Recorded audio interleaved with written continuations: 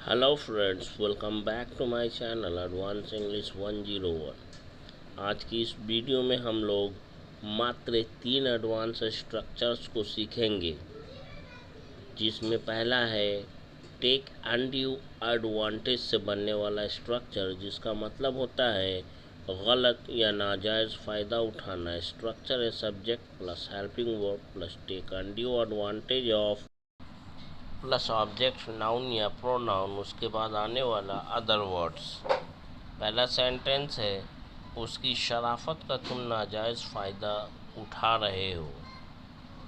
ये present continuous का है, इसलिए इज और एम का यूज होगा, वर्ड में आईएनजी का यूज होगा। You are taking undue advantage of his decency. Riya के ससुराल वाले उसके माता पिता की गरीबी का गलत फ़ायदा उठाते आ रहे हैं। Riya's in-laws family members have been taking undue advantage of her parents' poverty. Riya's in-laws family members have been taking undue advantage of her parents' poverty. तुम अपने पापा के खून पसीने की कमाई का नाजायज़ फ़ायदा उठा रहे हो या गलत फ़ायदा उठा रहे हो। क्यों उठा रहे हो? Why are you taking undue advantage of your father's hard-earned money? Let us practice once again. Why are you taking undue advantage of your father's hard-earned money?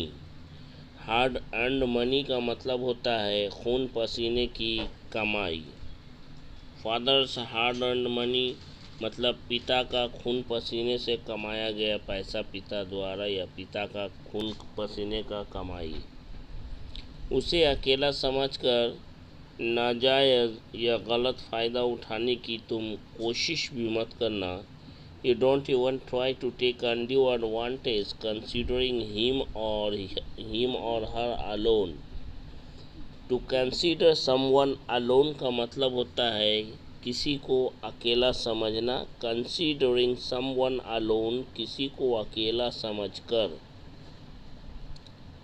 उसने उसकी मजबूरी का फ़ायदा उठा लिया।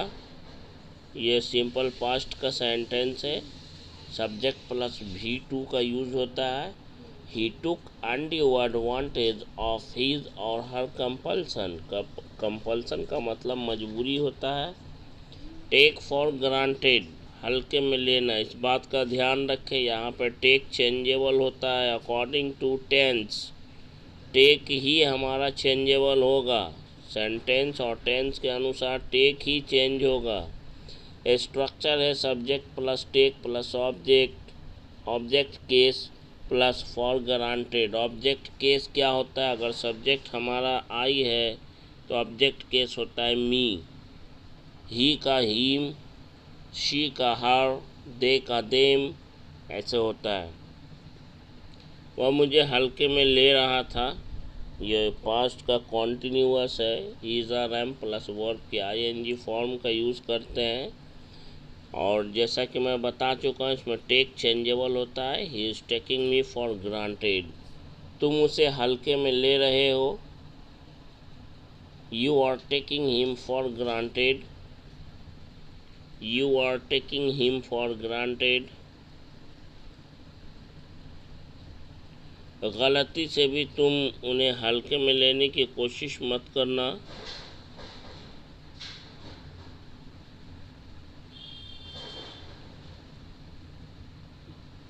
Don't try to take them for granted even by mistake. यहाँ पे you हमारा अंडरस्टूड है, हम चाहें तो इस तरह से भी बोल सकते हैं, you don't try to take them for granted even by mistake.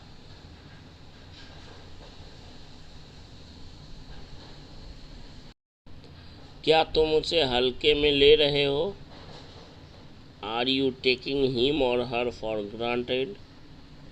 Are you taking him और हर फॉर ग्रांटेड, क्योंकि यहाँ पता नहीं है कि किसकी बात की जा रही है, लड़का की या लड़की की।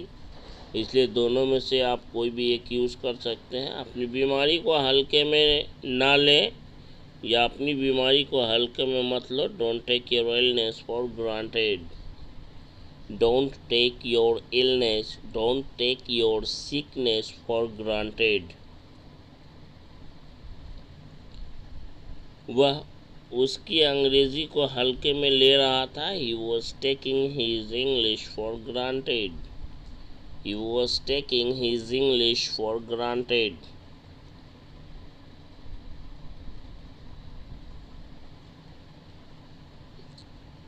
इस वीडियो को लाइक करें, शेयर करें, सब्सक्राइब करें। वीडियो अच्छा लगे तो कमेंट ज़रूर करें। नेक्स्ट, तुमने अपनी परीक्षा को हल्के में लिया था इसलिए तुम फेल हो गए।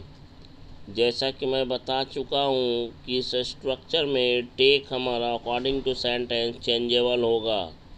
तो यहाँ पे सिंपल पास्ट का सेंटेंस है इसलिए टेक से टुक हो गया। You took your exam for granted that's why you failed. उसकी पढ़ाई लिखाई को हल्के में मत लो। एक बात का ध्यान रखें कि पढ़ाई लिखाई को स्टडीज़ बोलते हैं और केवल पढ़ाई को स्टडी बोलते हैं, शिक्षा को स्टडी बोलते हैं, एजुकेशन बोलते हैं। हमारा सेंटेंस हो जाएगा don't take his studies for granted. उसकी पढ़ाई को हल्के में मत लो। नेक्स्ट है हमारा जो कि मोस्ट इम्पॉर्टेंट है, इसको समझिए और इसे याद भी कर लें। डेस्टाइन का मतलब होता है किस्मत बनाना, तकदीर बनाना। डेस्टिनी का मतलब होता है किस्मत या तकदीर। No one can change anyone's destiny. कोई किसी की तकदीर नहीं बदल सकता है।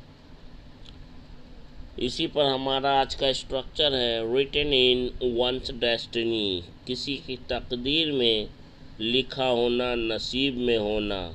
स्ट्रक्चर है it is written in one's destiny plus word की first form plus other words.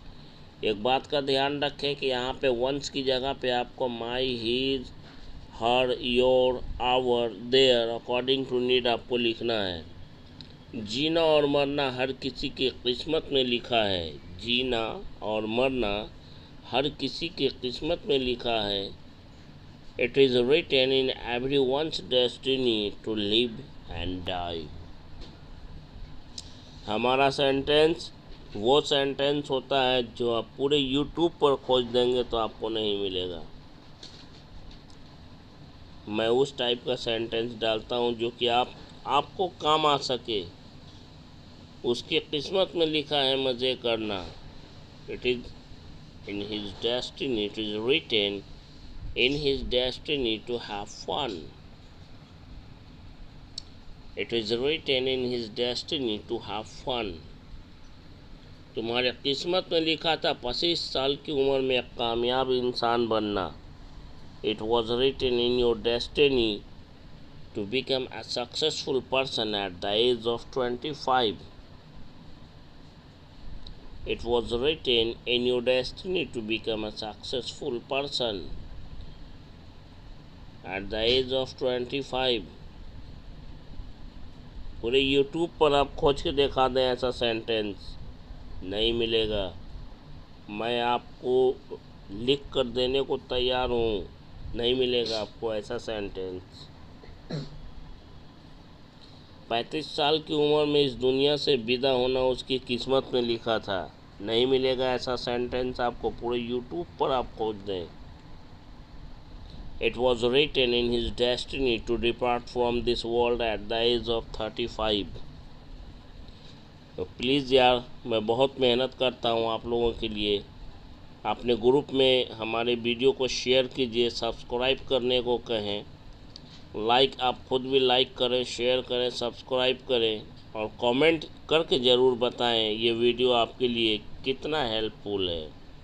पढ़ लिख कर एक दिन बड़ा आदमी बनना उसकी किस्मत में लिखा था। पास्ट की बात है इसलिए वॉज का यूज़ करेंगे। It was written in his destiny to become a rich man one day after receiving education. या आप ऐसे भी बोल सकते हैं it was written in his destiny to become a rich man after receiving education one day. कहने का मतलब ये है कि ये इंग्लिश जो है अब आप इसको अपनी संपत्ति मान लीजिए। कहने का मतलब है कि सेंटेंस के सिर्फ मेन पार्ट को ही आप अगर कंप्लीट कर देते हैं प्रॉपरली, बाकी का आप अदर वर्ड्स इधर उधर हो जाता है, उससे आपको कोई फ़र्क नहीं पड़ता है। मेन पार्ट को आप हमेशा प्रॉपरली कंप्लीट करें। उसकी धर्म पत्नी बनना तुम्हारे किस्मत में लिखा था। It was written in your destiny to become his better half. लोग बोलने में हिचकिचाते क्यों? क्योंकि बहुत से लोगों को ये भी पता नहीं होता है कि सेंटेंस का मेन पार्ट क्या होता है। सबसे बड़ी हिचकिचाहट का वजह